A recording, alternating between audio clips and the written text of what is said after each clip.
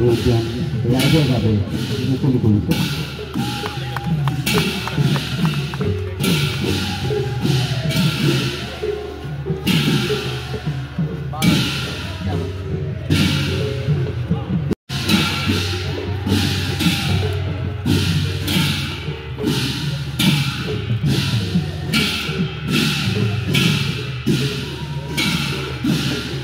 ঢেকিয়াজুলিৰ ৰাইজে কৰা আত্মত্যাগ আমাৰ স্বাধীনতা সংগ্ৰামৰ এক বিৰল গাথা।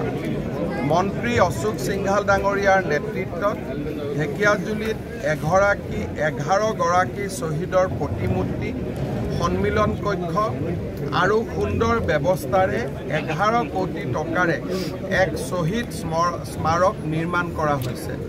এই শ্বহীদ স্মাৰক শুভ উদ্বোধন কৰিবলৈ পাই আমি গৌৰৱ অনুভৱ কৰিছোঁ।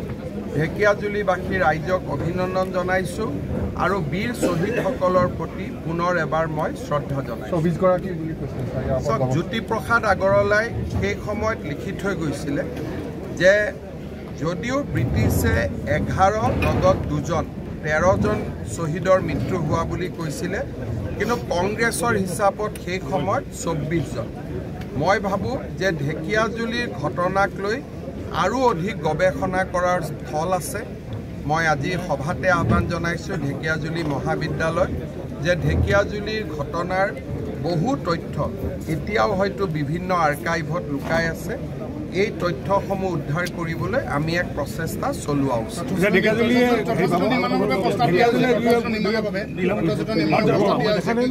কালচাৰেল ডিপাৰ্টমেণ্টত মই ঢেকিয়াজুলিৰ ওপৰত এখন সুন্দৰ তথ্যচিত্ৰ নিৰ্মাণ কৰি দূৰদৰ্শন, ইউটিউব, নেটফ্লিক্স আদি বিভিন্ন স্থানত যাতে ইয়াক চলাব পাৰি তাৰ বাবে মই অনুৰোধ কৰিছোঁ।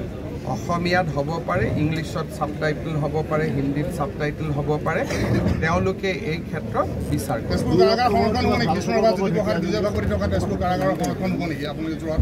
লাহে লাহে মানুহ এজনেই যিমান যোৰহাট জেলখনত শ্বহীদ কুশল বৰৰ ফাঁচি হৈছে। সেই জেলখনত আমি ইতিমধ্যে 2টা পাৰ্ট প্ৰায় 100 বিঘা মাটিত এটা আমি সুবিশাল প্ৰকল্প কৰি আছোঁ। 25 চনৰ শেষ ভাগত ইয়াক আমি উদ্বোধন কৰা পৰ্যায়লৈ আমি লৈ যাম। 2 অক্টোবৰত ঢেকিয়াজুলিত সমজিলা উদ্বোধন কৰা হ'ব। প্ৰায় সমজিলা মানে জিলাৰ সমানেই হ'ব আৰু তাৰ পিছত লাহে লাহে স্থায়ী ভৱন আদি নিৰ্মাণৰ বাকীখিনি আপোনালোকে উপায়ুক্তৰ লগত পাতি ল'লে হ'ব।